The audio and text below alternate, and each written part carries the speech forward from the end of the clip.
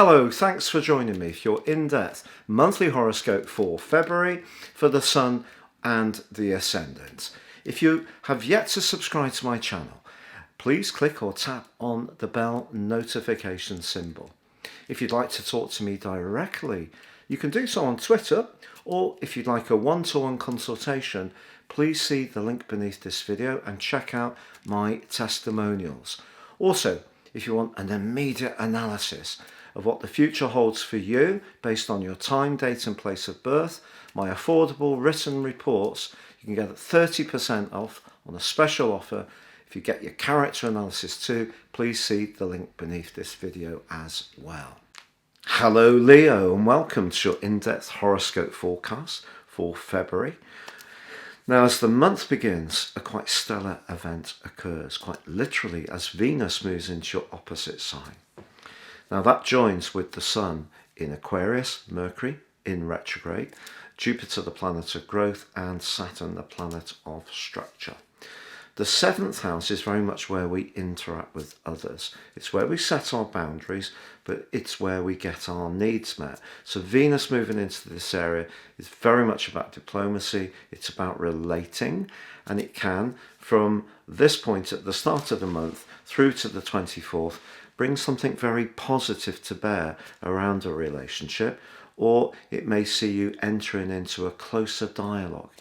Now, it is true that from the 4th through to the 10th, Venus is going to be in a square with Uranus, which can be a bit disruptive.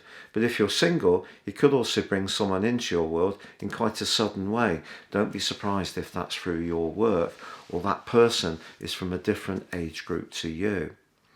But this collective in the sign of Aquarius is really setting the tone for us all. And for you, after a couple of years, when there's been a lot of sacrifice, a lot of need to focus on the essential details of life, and you haven't been quite the free spirit that you might like, this is time to think about, are you getting everything you need around your relationships? Do you have a clear understanding of what those needs are? Are you clear about what a partner or others close to you require from you? You're one of the most charismatic members of the Zodiac, so having the Sun, your ruler, in your opposite sign is at its weakest point in the journey in lots of ways. So if you are feeling that your relationship sector is a little bit out of sorts, I do feel that you will have to address the issue, because Mars is high in the sky and all of this month, and it is going to ask you in the first 10 days to be much more assertive. So that could see you pushing back against an unfair line manager. It may see you wanting to state how you feel to a parent or your offspring, or it could be in a more intimate relationship where you feel you have to take the lead. But I think this is going to happen where you felt a sense of dissatisfaction. Also, Uranus, the planet of surprises and of freedom and of truth, is in a very visible part of your situation too. This suggests that your work situation can be quite fluid, but Uranus is in a clash with Saturn, also in the part of your situation which is quite challenging in some ways. It's making you think in a more somber way about relationships.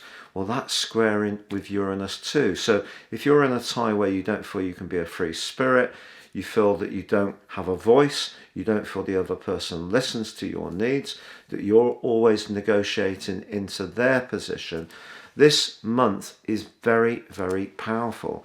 But there are also opportunities, because in week 2, Venus and Jupiter, the lesser and greater benefics, come together in the most glorious of ways, and that could see an improvement in your relationship. It could see someone new come into your orbit who really makes your pulse race, because Venus combining with Jupiter can be very lucky.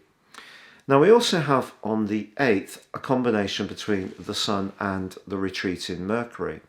One of the things that some Leo people may experience, I feel, is that somebody you want to be in touch isn't in touch, and that can be very discombobulating. It takes your power away. But when the Sun comes together on the 8th, it also can give you a lot of clarity about how you can tackle this, but also why this is affecting you so much. In fact, in weeks 2 and 3, the Sun in that very authoritative zone forges a beautiful link to Neptune. Now, I think that Leo people can be some of the most kindly and caring people towards those who are less fortunate.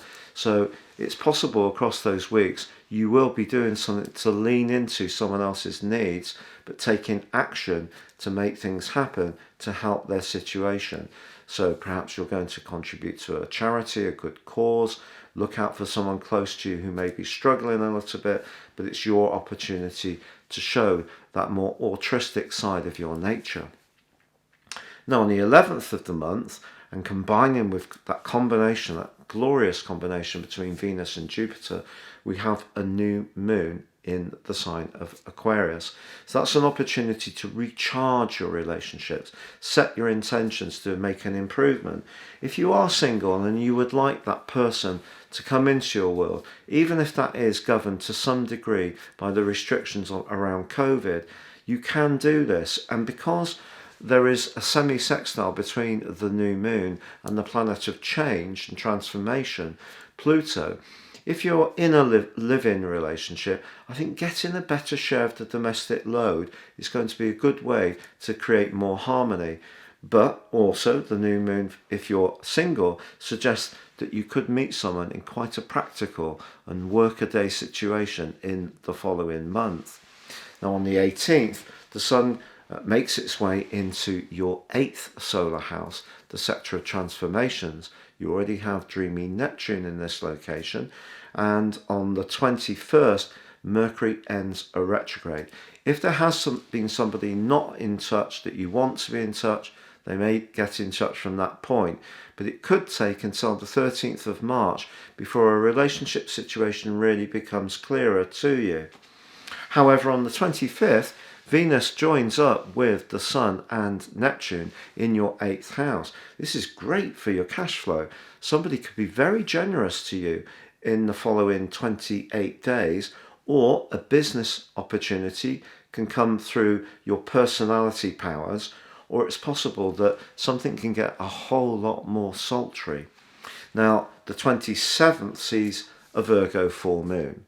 Now, Virgo full moons are pretty standard for Leos. This is asking you to be conscious of how your longer term finances are being affected by your everyday spending. So if something is a bit out of kilter, you're not quite controlling your costs, there are opportunities to make economies. This would be a good time to go for it.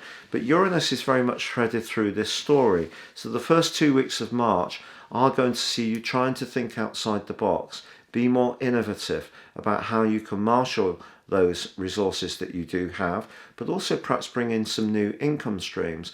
But because you can be very conservative, I don't mean in a political context, about your lifestyle, your modes of being, your habits, if you like, sometimes it's not easy for you to make changes, and certainly make changes as an individual. You work well in a collaborative way with others, but this particular full moon is pushing you to make some radical changes if needed, to free up the time to do something more rewarding or more remunerative, but just sticking to the same old pattern may not work for you.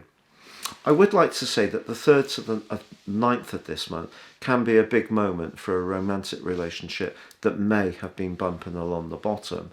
Not only do you want somebody to listen to you a lot more this month, and they may ask you to listen out for their needs more in a more attuned way, I think what you're looking for is a sense that you are a team. There is a genuine partnership. If it's two people who get on quite well, good friends, living their own lives, I think you could be quite dissatisfied about that this month. What you're looking for is a higher way of being.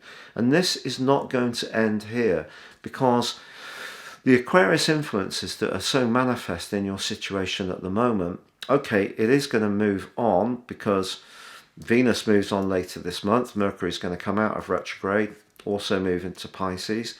We're going to have Jupiter move into Pisces in mid-May. Mars will eventually move out of this more confident given position into a more idealistic one. But I think the current set of influences are triggering an aspiration for you, and that aspiration is for some kind of unity in your world, unity with the people who really matter. Now that could be in a romantic context, could be through the family, could be through friendships, could be through your interests, but you need to feel there's a proper connection. And if you don't feel there's a proper connection, this can be a month which really makes you think very carefully about how you can manage that situation. It's been a real pleasure being with you. Please stay safe, take care, and good luck and goodbye.